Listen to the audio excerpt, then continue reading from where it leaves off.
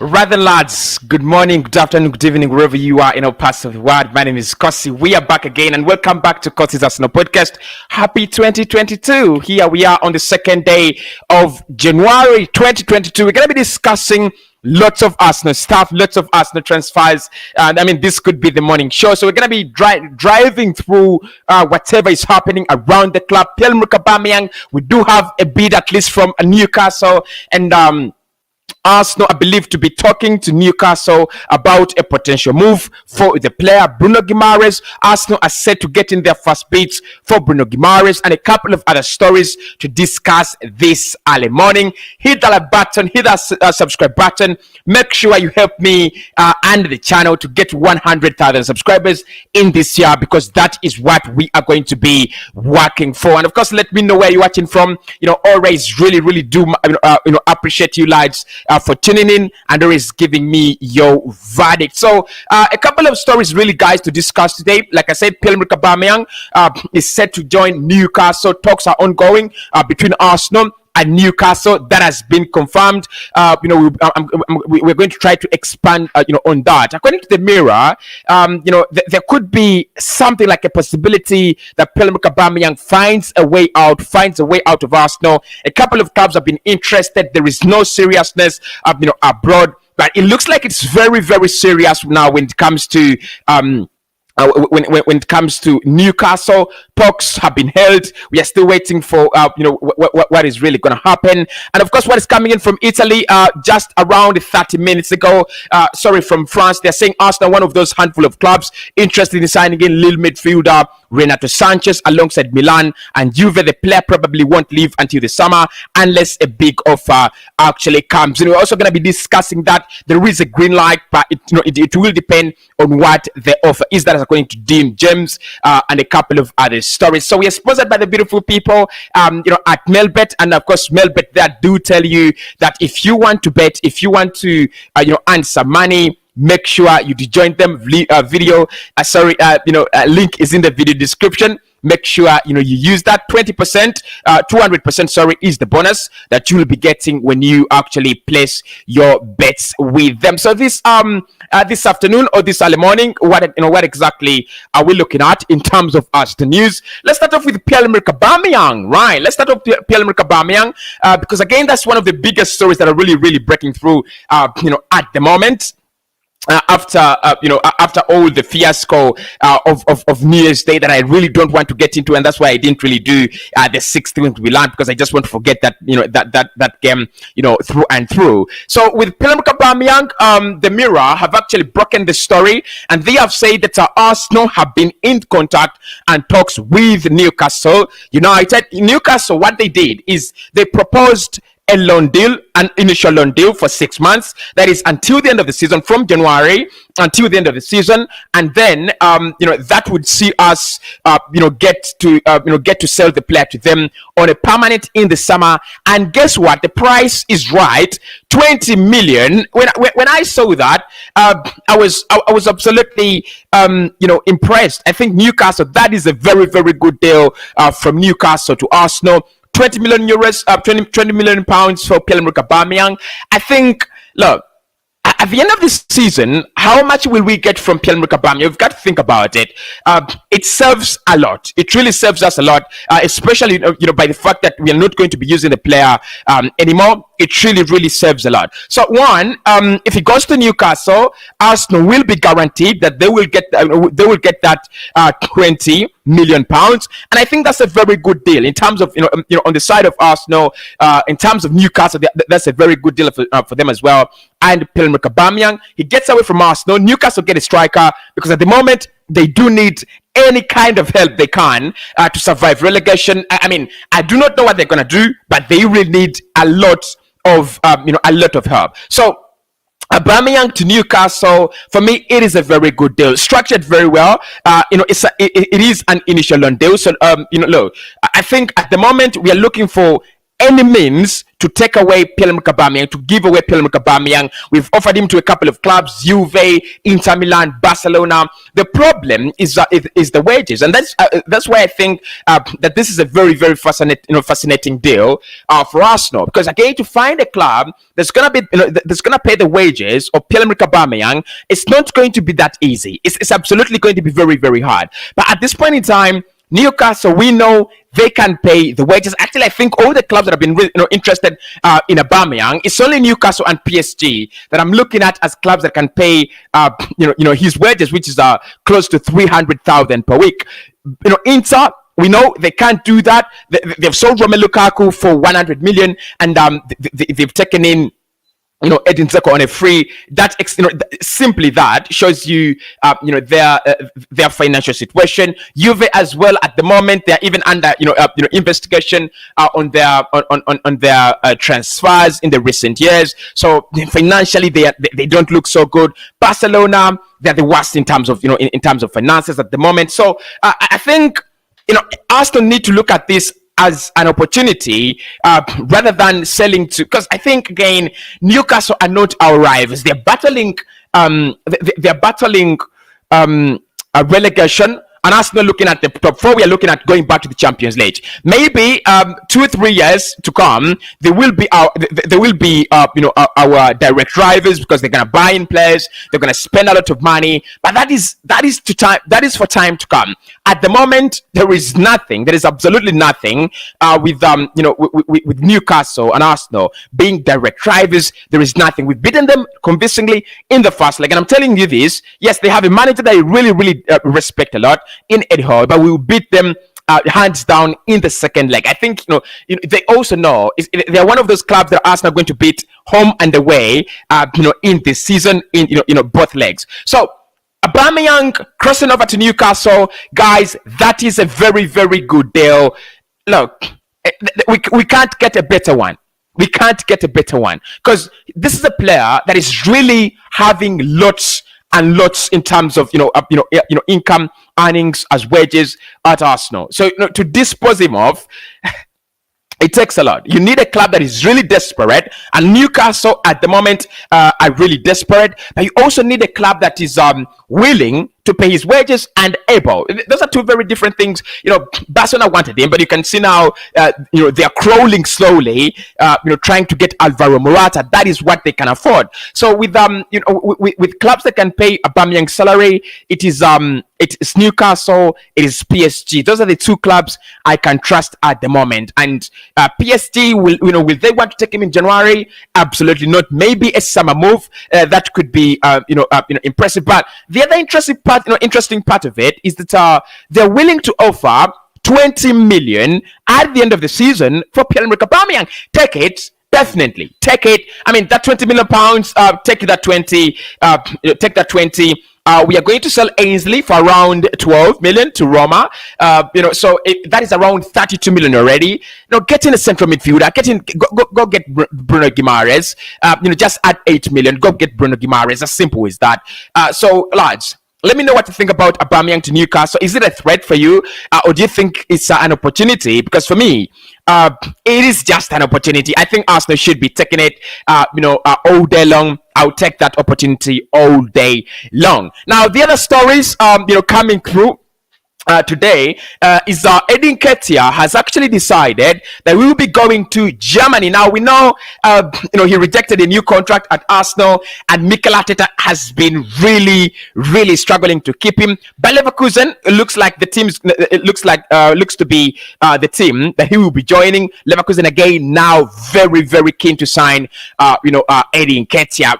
My thoughts on Eddie Nketiah have not really changed. I've always thought good talent. Really not exponential, but I think it's a very good talent. I mean, if you gave him to a club like Bayer Leverkusen in Germany, probably is gonna do something for him. And I think it would be very good if he goes to Germany and joins Bayer Leverkusen rather than Borussia Mönchengladbach. Because look, at the moment, Gladbach have Patrick Schick. Schick is linked with Arsenal and Manchester City, so I doubt Leverkusen will keep him. Whether it's January, whether it's the summer, they will definitely have to lose him.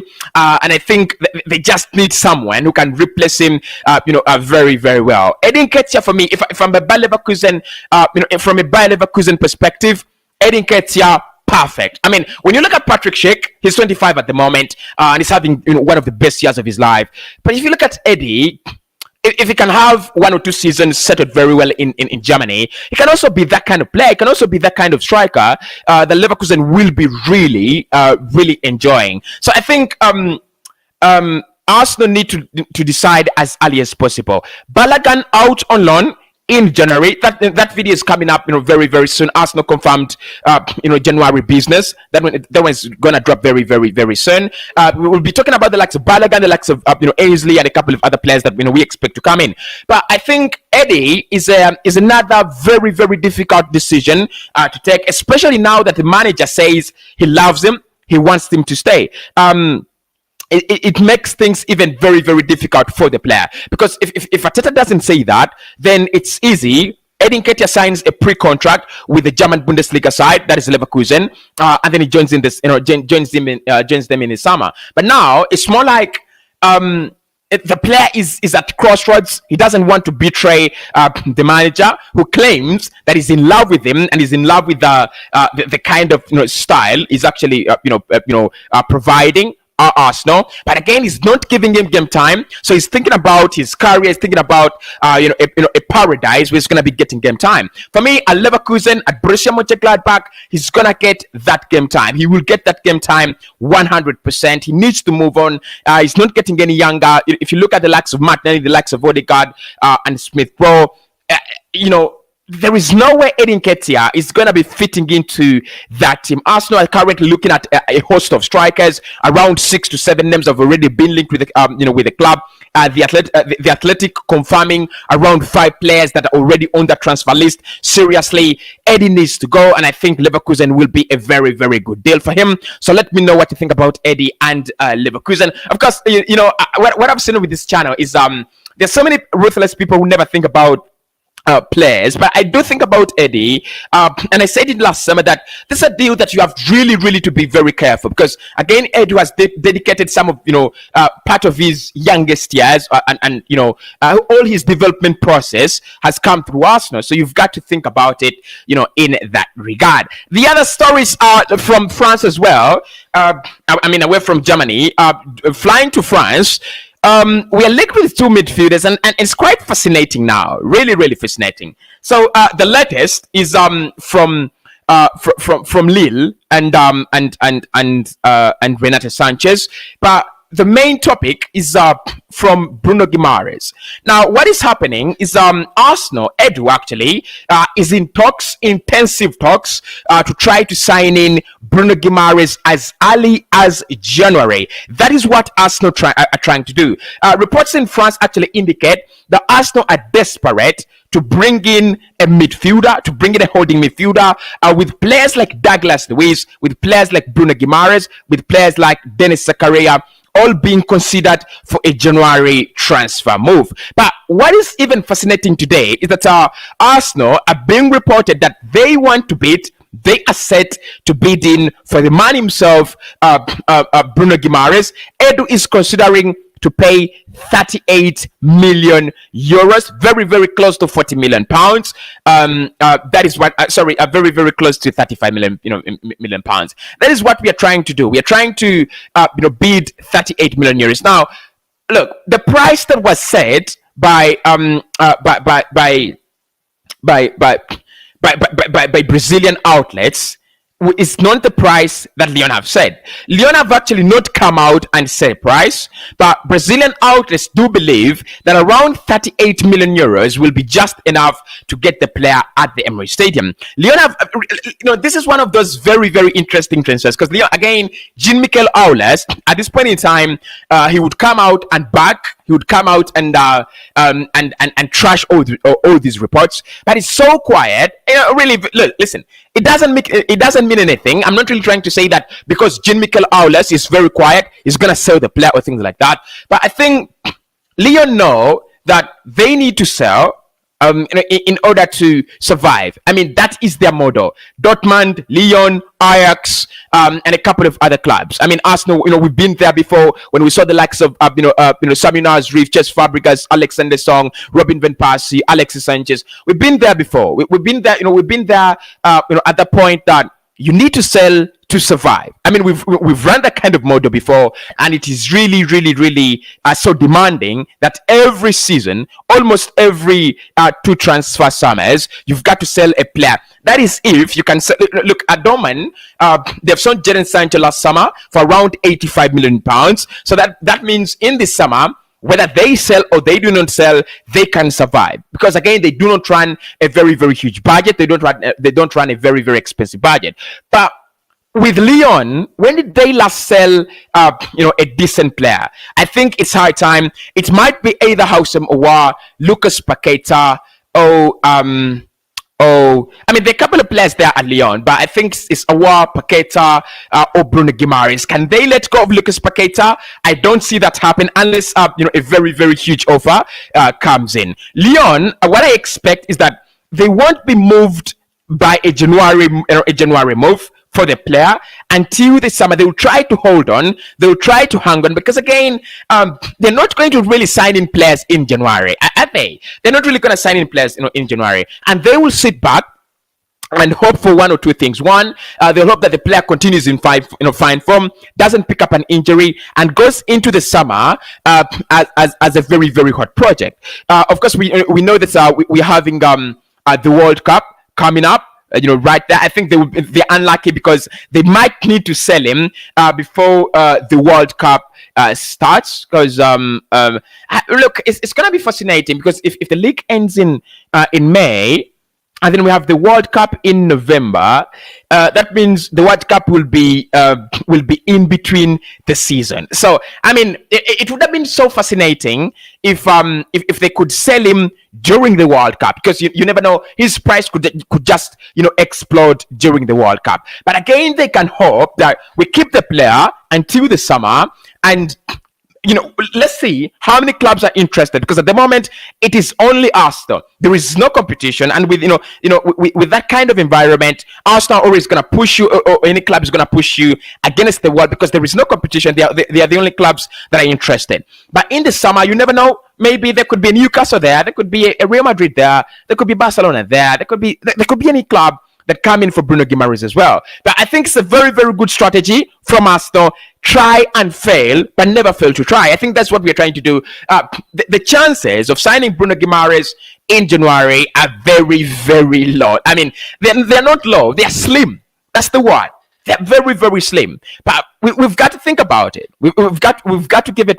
We've got to give it a go. We've got to give it a try. Our midfield is literally empty. Partey played his last game. For Arsenal, I think this month. So did Mohamed Elneny as well. So our midfield. I mean, Ainsley is looking at the door. Our midfield currently is empty. Right? Forget the performance we had on New Year's Day. Our midfield is empty at the moment, and Arsenal are trying really hard to sign in Bruno Guimarez. But again, this is according to Dean James, and he's saying that at times these publications are in French, and I really can't read anything here because it is totally French. I wanted to just give you the ultimate source, but everything is French, right? because look, this is via Lavoduna.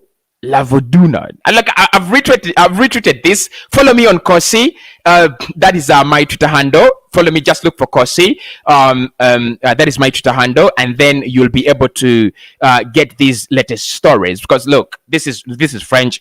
I only studied French for around 6 months in my life, and I've done a couple of online studies in French, and I've totally failed at them. So in according to that publication in France, as quoted by Dean James, one of those people that I really follow on Twitter, he is saying that among the handful of clubs that are interested in Renato at the moment is Arsenal, Milan, and Juve, and all those clubs do want to sign him in January. Now, what I know is that Milan are ahead of us, ahead of Arsenal and Juve in this deal, because they have actually placed in a bid for the player. Now, but this is what they're saying: the player will probably won't leave until the summer unless a big offer comes in.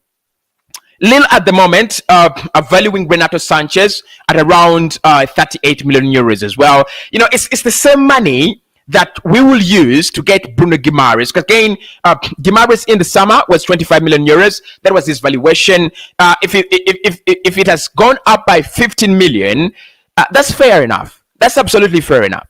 But Renato, Bruno Guimarez, I mean, it's one of them. It can't be both of them. You can't get any of them on a loan deal because, like Mikel Arteta said, it's going to be much of loan deals. It's going to be much of Arsenal trying to pull off some loan deals in January, and then some permanent transfers in the summer. So,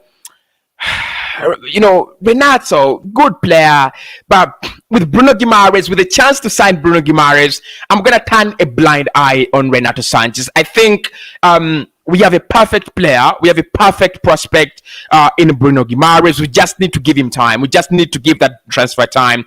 Try to do whatever we can to get in Bruno Guimarez at the Emirates Stadium. Look, but I think in terms of how easy it is to get any of them in January, Renato is the easier deal. There is no doubt there. Renato is a very, very easy deal. If you ask me who should come in January, then Renato would be the easy deal. But who do we exactly, who we exactly want is Bruno Guimarez. Again, according to Redder Talk, it's Redder Reduction. Actually, that is the handle. They're called Reduction, and you'll find them if you want to really follow football transfers in Germany, right? So according to Reduction, credible source in Germany, they are saying that Arsenal are in contact with Borussia Mönchengladbach defensive midfielder Dennis Zakaria, who will become a free agent in June and can sign a pre-agreement right now in January. So you can see, lads, that what Fabrizio Romano said a couple of weeks ago is being re-echoed in the rumors that we are saying. Again, it's more Arsenal being linked with midfielders rather than strikers. Again, I think it's for me, it's the Fabrizio Romano effect, because when we came out and said Arsenal have been looking for a striker for months and months, you know what happened the next day is that we were linked with every striker available, the likes of Arthur Carbro, the likes of Patrick Schick, the likes of DCL and Oli Watkins. And when he came out and said, look, it's not going to be a striker in January, it's going to be a midfielder. Now, we are linked with every midfielder. But I think we really need to be very careful. We need to get it right.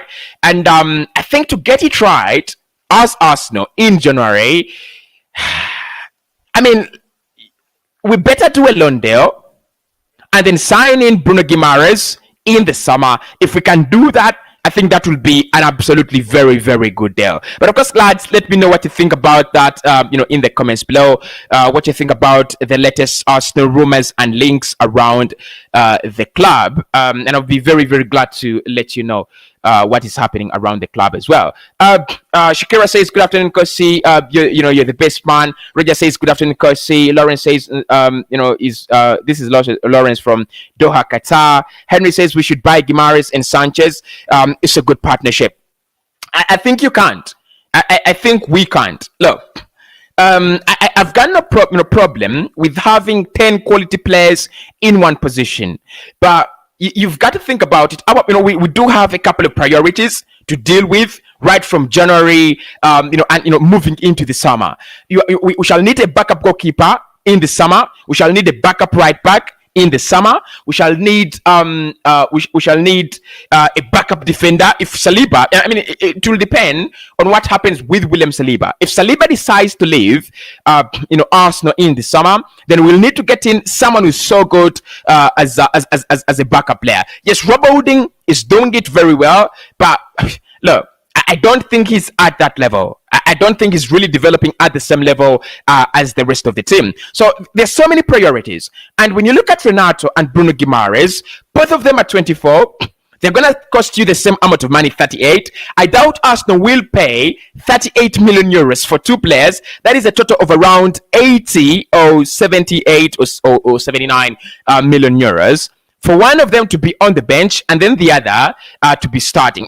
Look, it's ruthless. It could be quite fascinating, but I don't see Arsenal do that. Honestly, I don't see Arsenal do that as well. Henry says we should bring in both of them. Jumbo says Arsenal, we need a striker, midfielder, and a right backup. But look, I absolutely agree with you, Henry Cromer, but not in January. Those are deals we can do, but not in January, right? Yeah, maybe we can do them in the summer. Midfielder priority, get me two of them in January. Maybe we could sign Jack Wilshere on a 6-month loan deal and then bring in a very, very good midfielder from the market, or bring in 2 loan deals that can actually sustain us until the end of the season. I'll be very glad. And then the rest of the positions are going to be dealt with in the summer. Right, I think they will be dealt with in the summer, and I'm very, very positive. I'm just positive based on the fact that we did very, very good work in the last summer. Hi, Cossy. Good afternoon. For me, yesterday I was confused with what happened on Arsenal versus Manchester City. May I know whether we deserve to get a penalty or not on Martin Odegaard? This is according to Saidi. Look. Saidi, first and foremost, do subscribe to my second channel, 99 Sport. I've done a full analysis of that game, and it will give you a deeper insight of why Arsenal could have won that game, regardless of the penalty decisions. But should it be a penalty? Absolutely. Look, it's fascinating because that could have been a penalty and a red card. Right? That could have been a penalty and a red card, because that is a goal scoring opportunity. That is what we're looking at. You're denying a goal scoring opportunity. Look, the challenge from Edison is not that bad. It's not a bad challenge, but again, there is no way. He's doing his job as a goalkeeper, but there is no way he's going to get to that ball minus getting contact, and the contact for me is enough. Right, the contact is enough, to take Martin Odegaard down. What I didn't understand is why VAR didn't give it enough time, and why they didn't tell the referee to go to the screen, because that is what I expected. I thought they were going to tell the referee, go to the screen, look at it, and try to analyze it. And then we looked at for a lot of time we looked at the Manchester City incidents, which for me was a very, very amateur, challenge by Xhaka, and it's a penalty because, again, despite the fact that the lad is going down, Silva is going down, even as before the shot is pulled, Xhaka is still pulling his shot, and that is absolute incrimination. That's the point where he gets incriminated. He's pulling his shot as he's going down, and the referee looks at the screen. It's like, but you're pulling his shot in the penalty area. Yes, it's not even a goal scoring opportunity, but if you're giving that penalty, you're giving the penalty on the other side as well. If you're denying our penalty, you're denying that penalty as well. Because again, both of them, in the end, we could have judged them as soft penalties if they were given, or we could have judged them as goal-scoring opportunities that were denied, and therefore they're penalties, because that is the book, right? But listen, thank you so much for reminding me about that. There is something I've looked at. I hope I did retweet this. It was from a referee around in 2019. Oh God, help me that I did retweet this. All right. I hope I did. I really, really hope I did. I hope I did. Because there's a referee who just came out and explained what exactly happens, why they do, why their decisions are very, very influenced. At times, I wish, did I just download it? This is an older quote. I'm really surprised that I didn't retweet that. But the good thing is that I did download it. I'm going to read it for you, lads. Right here. These decisions we are saying are not by mistake. They are not. Right. So this is referee Mark Hazley. He was a Premier League referee, a referee in the Premier League from 1999 to 2013. Very, very, very experienced referee. This is what he said. Right. Okay. Fine. So he said, "I have been in this situation when I have seen an incident and I've been told to say I haven't seen it." All right. I need you guys to see this as well. Right. So I'll share it in my studio. No, sorry for the disorder. Right. Sorry for the disorder, but let's read this together. So this is what the lad says, right? This is what the lad says. He says, "I've been in that situation when I've seen an incident and been told to say I haven't seen it. To be fair to the FA, it is not them. It is not the FA." That's what he says. He says it comes from within the PGMOL, the Professional Game Match Officials Limited. It doesn't stop there. We've been told to give a certain amount of corners. We've been told to give a certain amount of throw-ins. We've been told to give a certain amount of fouls, bookings, etc. The Premier League is rife with spot fixing and bias towards certain clubs from the FA. Every referee in the Premier League could be in front of a court one day, very, very soon. So I think for me, and that's why I didn't do the 6 things we learned, because I was gonna smash them. I was gonna smash, the officials and things like that. But when I did, when I saw that statement, I thought I will do a comprehensive video on 99 Sport, really talking about the decisions we see on a daily basis and where they come from and where they arise from and why we see, very, very stupid decisions, at times, why there is a lot of inconsistency in the refereeing. Listen, the same penalty was given to Arsenal against Norwich, and it was a right call. It's denied in the next game that Arsenal playing. Does it make any sense? Why is it so inconsistent? That penalty that was given to Bernardo Silva was denied to Cristiano Ronaldo against West Ham. Why is it so inconsistent? This man, Hazley, puts it very, very well. He says it is not the FA. To be fair to them, it is not the FA. It is coming from that leadership group of the match officials who they have been told to give some penalties and deny others. They have been told to ignore some decisions and deny others. Right? And whenever I think about it now, the fourth official and the fourth official and VAR are just bogus. I mean, they serve no purpose. At first, I was really pro VAR because I was tired of this this ridiculous decisions taken by referees. But when I think about it now, I was wrong. I was so wrong.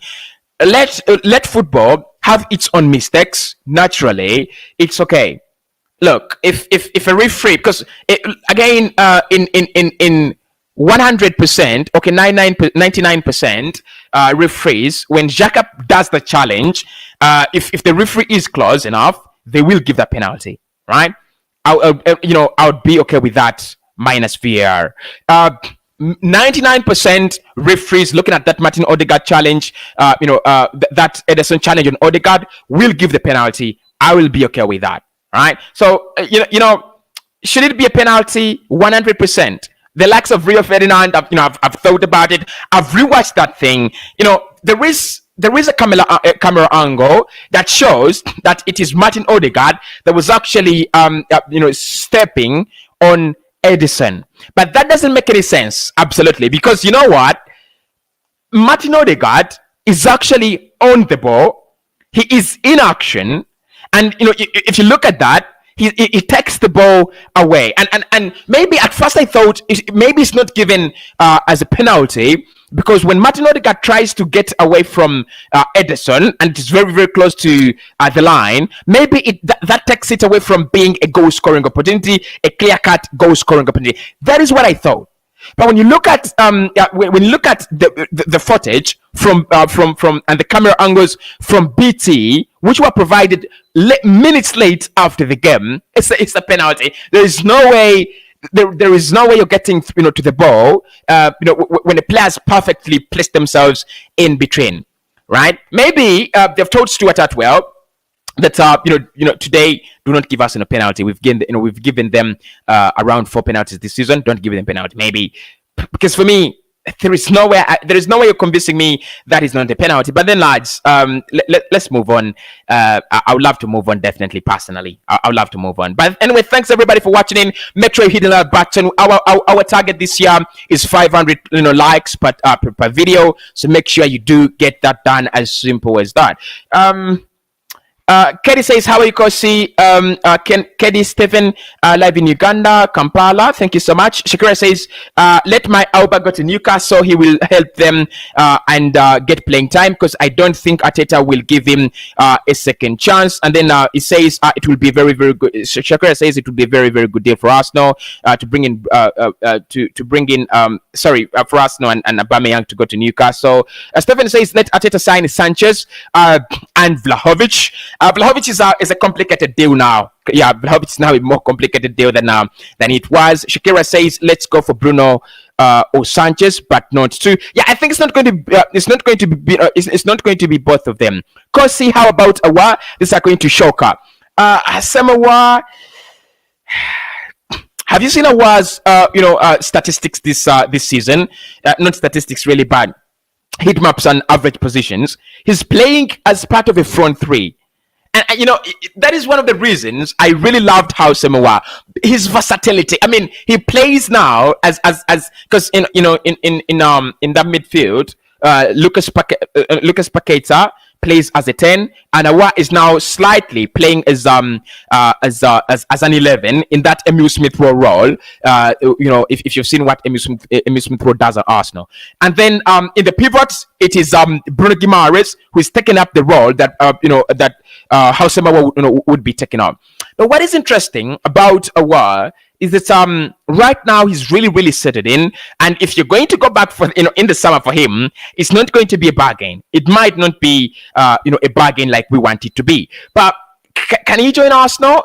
I think there is still a chance. The player really wants to get out of Lyon. There was a lot of frustration with him. In the summer, Jean-Michel Aulas are really, really frustrated. But at the moment, I look at Odegaard, Smith Rowe, Martinelli, and Saka. That is where definitely he's going to be playing. He's going to be competing for those areas. For a position in those areas. I don't see Arsenal really going for someone in there. So I think it's going to be a CDM or a CM.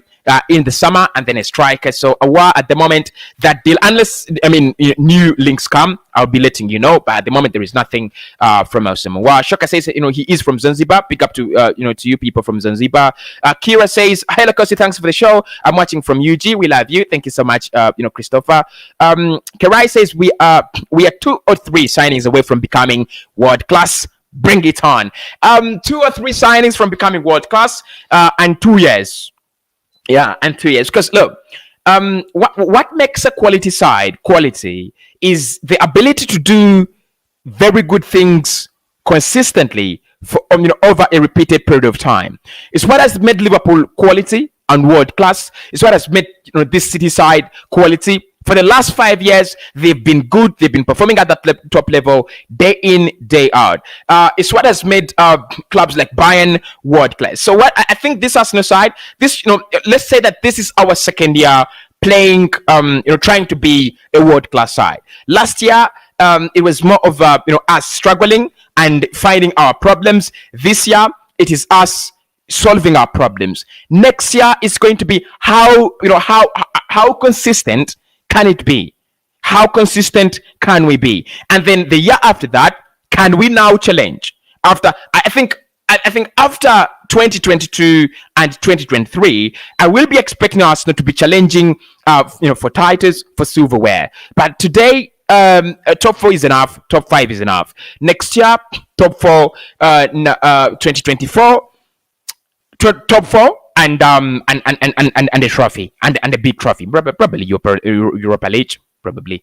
I do not know, but you're right. I think 2 or 3 signings, and then Arsenal will be sorted. A good striker is needed. Someone better than Nketiah is needed as well to play with Thomas Partey, and a backup goalkeeper is also needed, and a backup right back, and a backup centre back. I exceeded 3 signings, didn't I? Raka says, first of all, we shall buy. First of all, we shall buy a striker. Anu says, good morning to you, Cossy. Tanjin says, hi, Cossy. How are you doing? Hopefully, you are good after yesterday's robbery. You can see I'm in perfect shape. I think the drama. If look, lads, do subscribe to 99 Swap because they're it's more of me as a football fan. Today on this podcast, I will stay as an Arsenal fan because I love this team. I don't even want to bring in ideologies. If you mess with my team, I'm going to absolutely obliterate you. But on 99 Sport, I said again the jeopardy that comes with football. The jeopardy that comes with with soccer, that makes us love it. We love soccer because of its jeopardy, and with jeopardy, it can't be on one side, right? Yes, this is plastic jeopardy. This is robbery. Actually, it is not jeopardy, but it is robbery. But again, in sport, there is nothing like robbery. It is jeopardy, isn't it? So, I remember I still remember myself yesterday saying we should be going for the Super Cup. Remember if you watch this video, I'm very, very sorry for those comments. I was really, really mad. But and then so I'm very good. Hake Tanjim, thank you so much for asking. Anu says, Cossy, I think we need 2 midfielders. You're not wrong.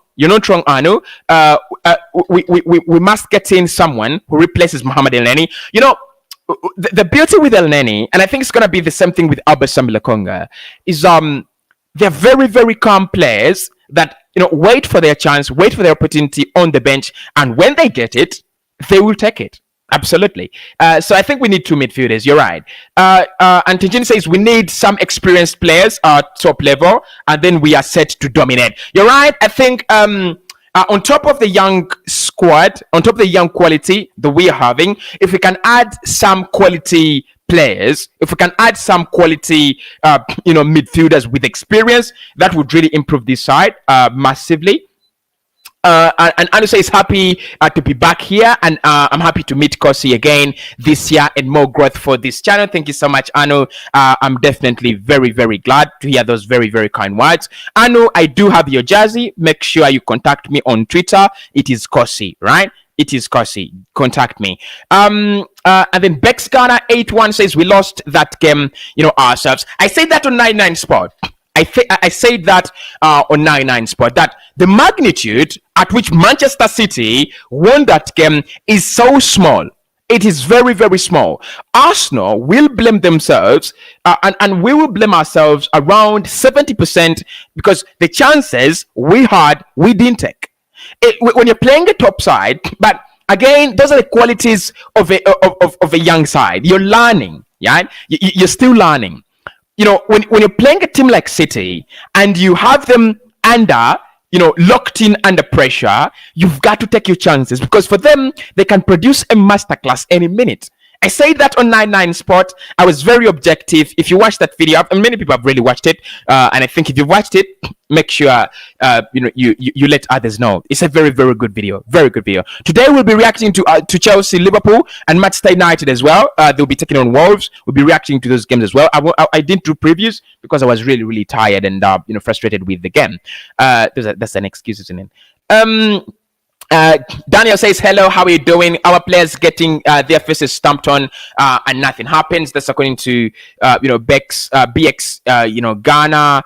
Shakira says, I think we need a midfielder because it will be 1 month when Partey and Elneny are away, and and we have Albert Lekonga.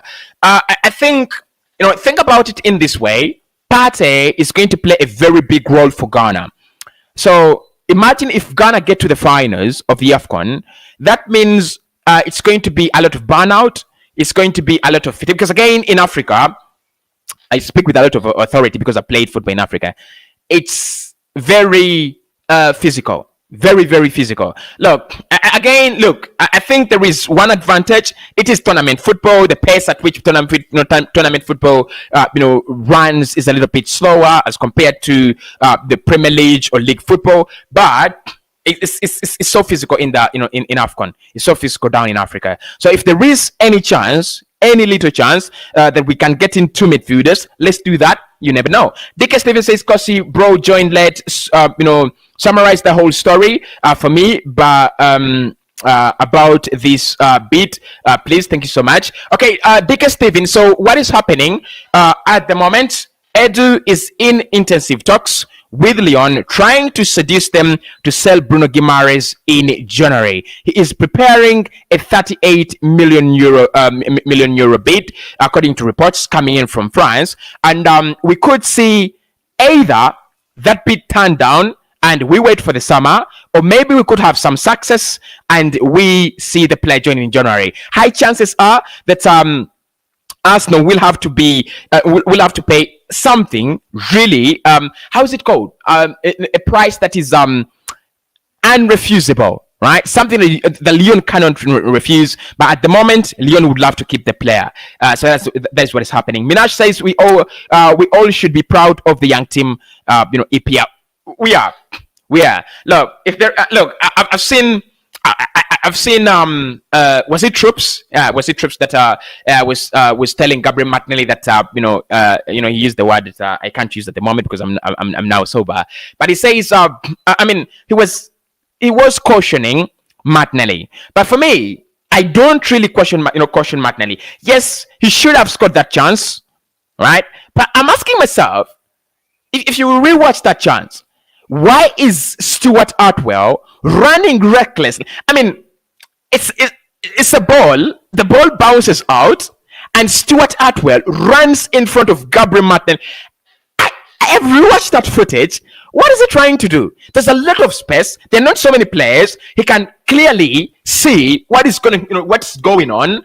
The ball has already been cleared off the line, and he's obstructing our player. I don't get it. Because Martinelli has to go round him. Look, it's not an excuse because for any top striker, you should be scoring that. But I'm really happy with this team. I'm definitely very, very happy with my team. Cossy, thanks for the show. But these refs questions, but are these refs questioned for silly errors, or it goes by luck? Look, we've talked about it. We've talked about it. We've had a statement from an ex-referee. How many years is this? Let's see. How many years is this? From 1999 to 2013. How many years is this? This is a period of time. This is around 14 years. This lad, Mark Hazley, has been a referee for 13 years or 14 years in the Premier League, and he said, "What you're watching on the pitch is not by coincidence." For me, when I see this, there is nothing more I'm going to add to it. There is nothing I add to that comment. He's been a referee for 14 years, and he's saying what we see on the pitch, it is not by instinct. It is premeditated. That this weekend, do not give us no penalty. Do not give Arsenal more than 10 corners. Do not give Arsenal more than 15 fouls, in this game. It's premeditated. It's premeditated. So I mean, it's like if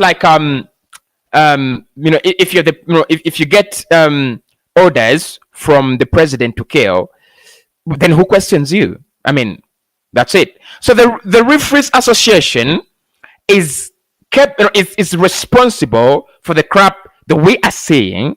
So there is no questioning, right? And because this lad says, very clearly that, to be fair to the FA, it is not them. It comes from the Professional Game Match Officials Limited. It is not the FA. It is not the Premier League. It is coming from within it is coming from within the Referees Association. That's where it's coming from. Are they questioned? They are not, because this is coming from the leaders. It is syndicate, right? I mean, there should be some kind of investigations done, because this is absolute syndicate, like absolute disgusting syndicate. I'm disgusted, really.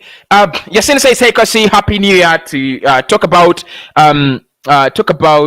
Antwell suspension for 4 years before being promoted to Premier League. The referee has always been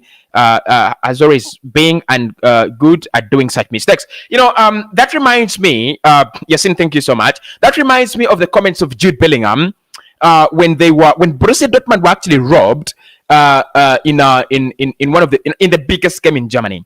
He came out and said it very, very clearly. He said, what did he say? He said, okay, this is what he said.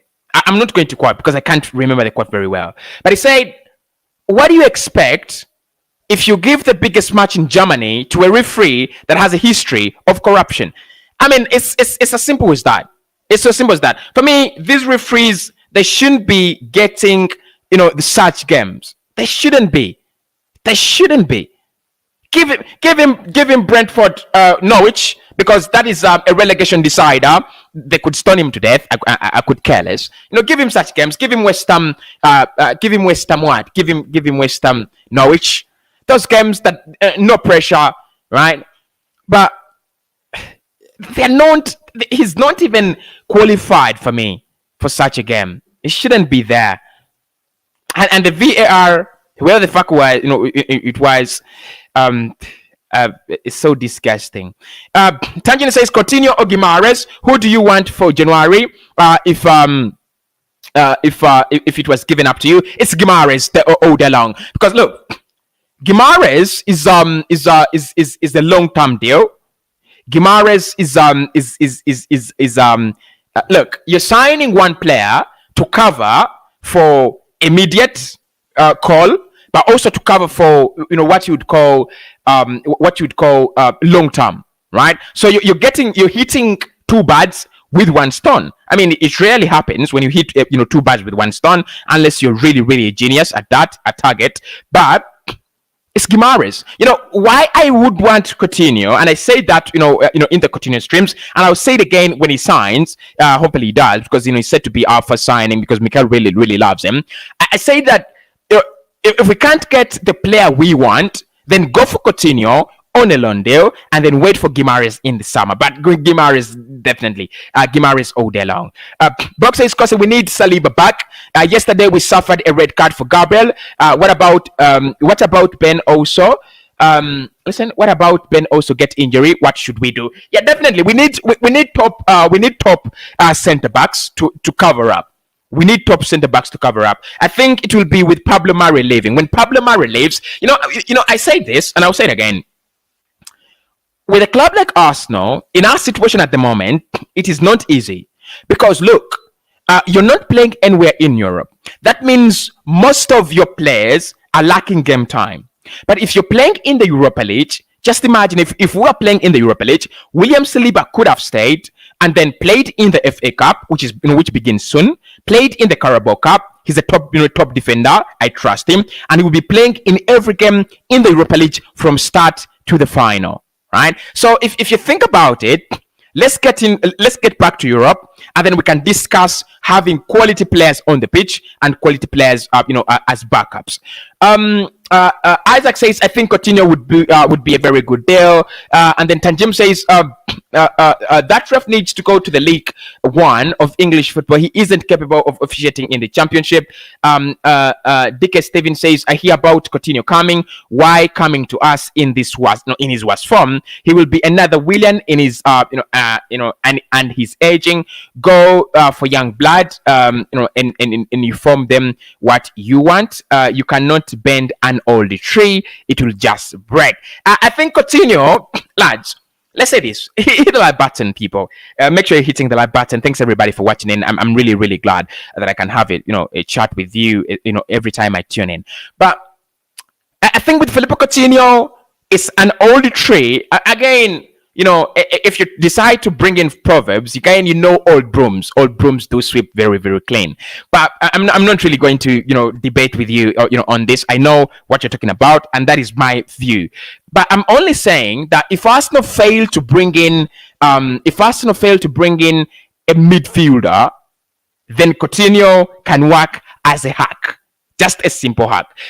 Just imagine, you're at home, and then power blacks out, and you can't buy your subscription. You get the candle. As simple as that. I mean, the candle is unpleasant unless it's dinner date. It's unpleasant, but you get the candle. I hate candles, but you get the candle. I mean, so Coutinho could be that candle. As simple as that. Sorry if the comparison is not good, but Cossy, Tony says, how do we call in? Please, according to Tony, I'm gonna be opening up the lines. I think this, starting this year, starting on the next shows. I think today I will be preparing on how we can actually call in. I think WhatsApp will be a very good deal, or we'll be getting the link on StreamYard and Melon. So I'm going to be working on that. Thank you so much for the reminder, bro. Anu says, Cossy, any news about Melo Londale? Well, it looks like Arsenal, it looks like Mikel Arteta. I said this, a couple of days ago. It looks like Arteta is looking for a conservative central midfielder. Oh, conservative. That's not the word. He's looking for someone who's not too, fancy. He's looking at Douglas Luiz, Bruno Guimarez. Those are the players he's looking at. Right, he's looking at that kind of player who's like Jorginho. He's just looking at a younger Xhaka, right? Yeah. He's just looking at a young Granny Xhaka. You've said, Cossy, thanks for the work done. Thank you so much for appreciating. I'm really, really glad when you guys can do that. And of course, guys, this year our live streams should be getting to 500 likes, and all our videos should be getting to 500 likes. So that is the target. Make sure you always do tune in. So I'll be back later on, lads. I'm going to be I'm going to do a video about referees on 99 Sport, and I'll be sharing that video on the community. So make sure you do check it out. It will be dropping later. Of course, if you want to see my reaction to Manchester United and Wolves, because these games really matter to us. They really matter to us. United, Spurs, West Ham, those three clubs, whenever they play, I will be following because they matter to us, and I'll be doing an analysis. I'll be analyzing their games. So make sure you do tune in and follow in on 99 Sport. There is a lot of quality content for you.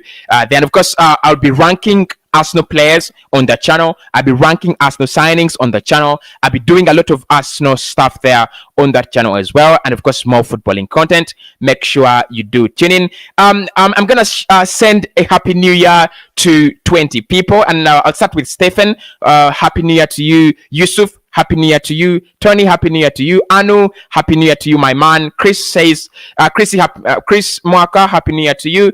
DK Steven, happy new year to you. Isaac, happy new year to you. Tanjim, happy new year to you. Cabs, Asaf, live from UG, happy new year to you. Victor, Bok, happy new year to you. Shakira, happy new year to you as well. Mulo Jordan, happy new year to you as well. And Seroko Edward, happy new year to you as well. So lads, that is it for this for the update. I'm really happy that we could come live, and I'll speak to you today back We will be speaking at exactly 5 p.m. See you then.